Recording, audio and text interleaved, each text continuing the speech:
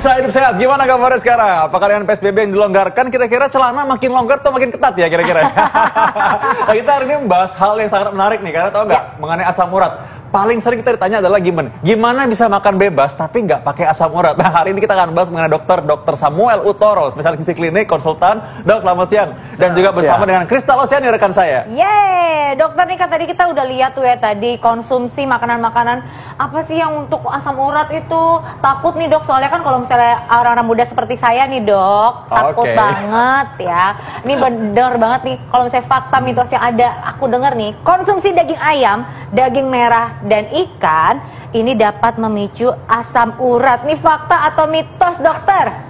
Fakta. Aduh, kita makan apa dong? Tar dulu ada kalau pemirsa kalau kebanyakan. Kalau kebanyakan. Iya, tapi kalau dalam ukuran misal makan ayam 1 potong. Segini nggak apa-apa nih dok ya? Iya, ini 1/4 ekor kan? Silakan. Iya. Ini fakta sekali. Begitu juga apalagi daging merah. Anda kalau makan steak, yang repot kan ada yang 400 gram. Sediaannya ada yang 500 gram. Nah itu yang nggak boleh. Oh gitu. Karena tubuh manusia butuh protein.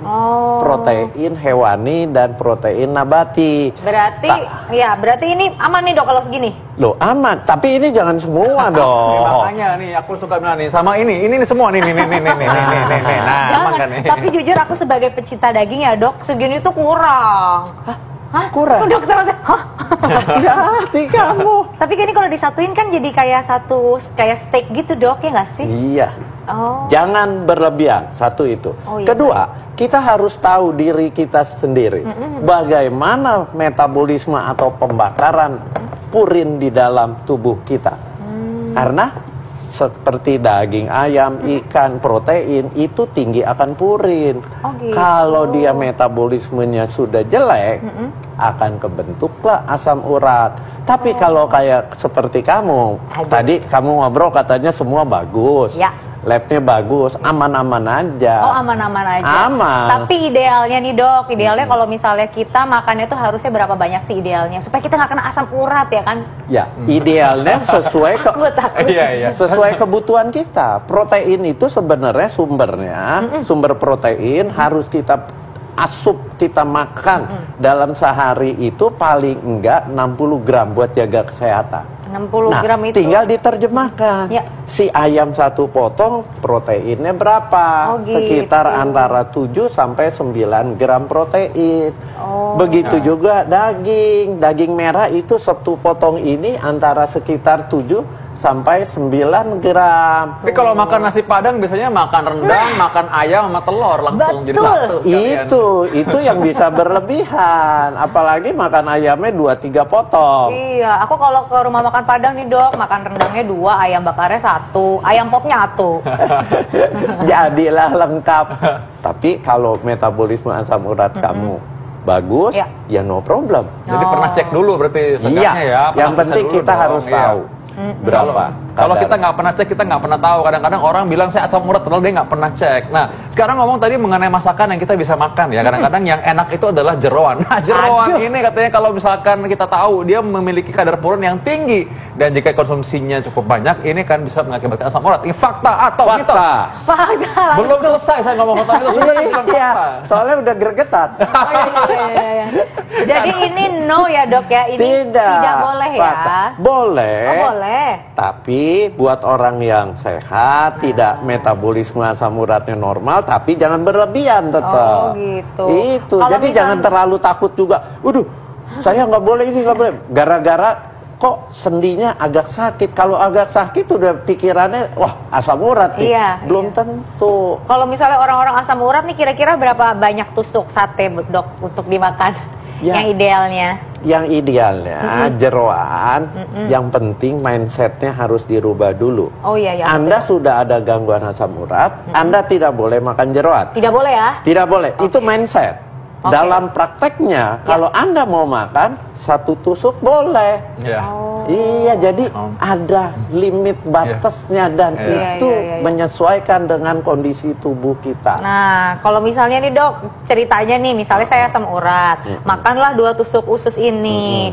Terus udah gitu karena takut, aku netralisir lah dengan buah. Dan juga aku netralisir dengan sayur. Bisa nggak dok? Bagus sekali. Oh, benar. Bagus, tapi ya tetap jangan kebanyakan. Tapi makannya buahnya dulu atau sayurnya dulu. Kenapa? Karena di buah dan sayur itu tinggi serat. Nah, serat itu nanti akan mengganggu penyerapan asam urat di saluran cerna kita. Ganggu penyerapan gula, ganggu penyerapan kolesterol, lemak jahat.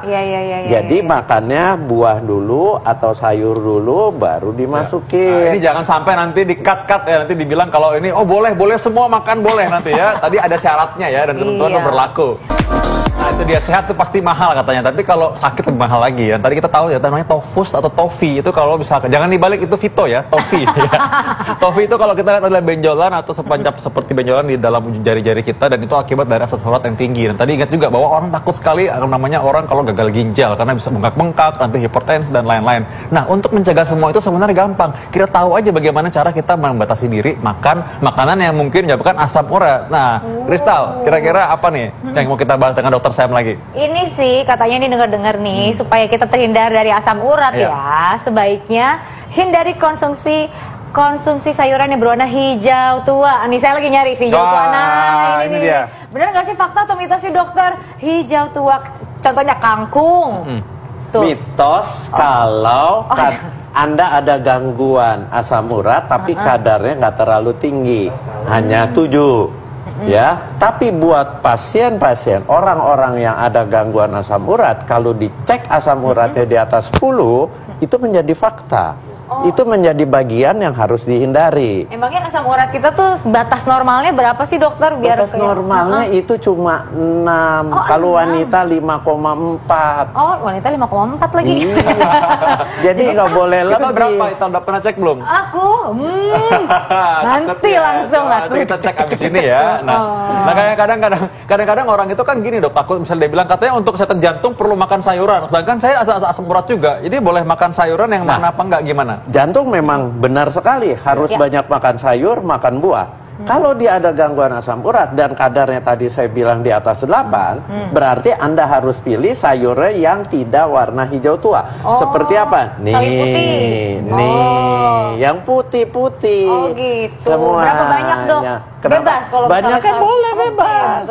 Iya. Yang penting pemirsa di rumah harus tahu kalau misalnya Anda itu adalah mempunyai penyakit asam urat, jangan mengkonsumsi sayuran berwarna hijau tua ya. Yang terlalu tinggi kadarnya. Ada catatannya lagi. Tuh, garis bawah yang terlalu tinggi kadarnya. Ya. Pokoknya yang amannya adalah sawi putih, sayuran berwarna putih. Nah, kalau misalnya merah-merah gitu dok? Boleh. Yang lobak merah dok, nggak apa-apa. Silakan. Nawar mulu nih. Maklum, ibu-ibu kan sukanya nawar. Tapi nih dokter, kalau misalnya kita ngomongin soal asam urat ya kan, ini nih makanan kecil-kecil cabai rawit katanya emping. Enak banget itu. Tuh, ya kan? Enak ya kan? enak banget. Apalagi pakai kecap manis dokter. Oke, gimana caranya makan emping tapi tetap aman nggak asam urat, gimana dok? Gimana dok? Ini kelemahannya, orang makan emping itu nggak bisa sedikit. Betul. Kremas terus dicocol sama kecap dimakan atau dikasih garam dikit dia makan. Nah, emping itu memang salah satu jenis tumbuhan yang tinggi purinnya. Jadi ini fakta atau mitos? Karena dia terbuat dari melinjo kan? Melinjo, nah, betul. Ini fakta. Hati-hati, apalagi Anda makannya dalam bentuk emping. Kalau cuma melinjo di sayur asam, Anda mecahinnya aja udah susah. Paling sedikit nggak apa-apa, tapi begitu dia ngegado emping, di situ yang menyebabkan asupannya berlebihan, terjadilah penumpukan asam urat. Kalau empingnya larut dalam soto kan udah larut, kita nggak lihat lagi empingnya. Iya, nggak sengaja dok, nggak sengaja. Sama aja. Nggak bisa kita itu berapa emping yang larut dalam soto. Sama aja. Berapa banyak dong dok boleh makan emping? emping kalau cuma di soto paling tukang sotonya masukin 4-5 lembar emping yang kecil-kecil. Yang nggak boleh biasanya makan soto itu udah soto ada emping, minta tambah emping dong 1 piring, dikasih sambal, dikasih kecap, sambil makan soto sambil makan emping lagi. Apalagi, itu yang berbahaya. Apalagi nonton-nonton sinetron ya kan, ada sepiring melinjo pakai kecap manis. Pemirsa Hidup Sehat semua yang lagi sedang mangkuk toples emping tolong masukin dulu semua ya. Aduh, ini dok, aku juga dengar-dengar ya dok, ini konsumsi kacang-kacangan nih bisa mengakibatkan sakit asam urat. Fakta atau mitos dokter? Mitos kalau dia yang tadi saya bilang, metabolisme asam uratnya normal. Jadi kalau buat orang-orang yang metabolisme pembakaran purinnya dirubah menjadi asam uratnya terganggu, benar makan kacang dibatasi. Tapi misal Anda makan gado-gado kan pakai kacang, boleh. Kenapa? Karena dia jumlahnya kan dibatasin. Yang nggak boleh itu nonton bola sambil ada toples isinya kacang, kremas. Gitu. Kalau nonton basket boleh nggak dok? Sama aja. Basket juga lama. Kalau peye dok, peye kacang kan itu enak banget dok. Peye kacang kalau cuma peyenya 1 lembar seukuran gini boleh. Tapi kalau peye taruh di toples juga terus rasanya yang renyah garing, dia nggak berasa, kremas hampir setengah toples, itu yang nggak boleh peye kacang. Gitu. Ini jadi ayam kremes ya ini. Ayam kremes. Nah sekarang oke deh, tadi kan semua makanan yang memang kita udah curiga nih makanan nggak sehat, tapi kalau makanan yang kelihatannya sehat nih, tadi kan sayuran hijau udah, kalau buah-buahan warna hijau itu boleh nggak? Apakah itu aman dikonsumsi pada penderita asam urat? Ini fakta atau mitos? Boleh. Boleh. Fakta jadi dok. Mitos dong. Mitos. Kalau dia boleh. Yang tadi kan bahaya kalau ada buah-buahan yang bisa menyebabkan asam uratnya tinggi. Nggak ada. Buah-buahan silahkan makan. Walaupun warnanya hijau ya dok? Semua aman. Apel warna hijau, makan nggak apa-apa. Kenapa? Karena seratnya juga dia tinggi. Tapi kalau misalnya kita udah kena asam urat nih dok, walaupun rasanya tuh agak sedikit nyeri-nyeri manja ya dok ya, itu katanya bisa ngilanginnya tuh dengan cara kita olahraga sama makan buah. Fakta bener gak sih dok? Nih langsung fakta mitos aja. Bener gak sih dok?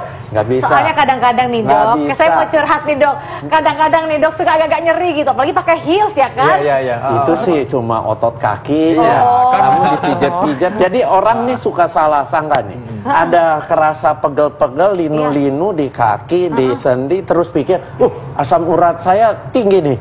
Terus mulai dah menghindari makan. Enggak, bukan begitu. Yang penting Anda periksa dulu penyebab pegel-pegelnya apa. Kayak Krista, pegel-pegel mungkin aja, lihat aja sepatunya haknya seberapa tinggi. Itu pasti dia pegel. Habis pakai dalam hitungan jam. Jadi belum tentu asam urat. Jadi jangan takut, jangan keburu takut dulu.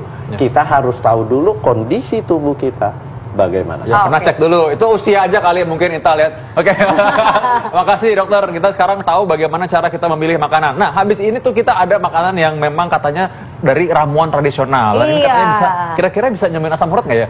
Bisa nggak ya? Tapi katanya nih dia itu manis-manis kayak aku, ya kan? Nah, tapi ini rempah-rempah Indonesia yang legendaris. Nah, kita akan langsung meracik di meja hidup sehat yang pastinya ini untuk mengatasi berbagai penyakit. Kira-kira apa ya? Makanya jangan kemana-mana, tetap di Hidup Sehat.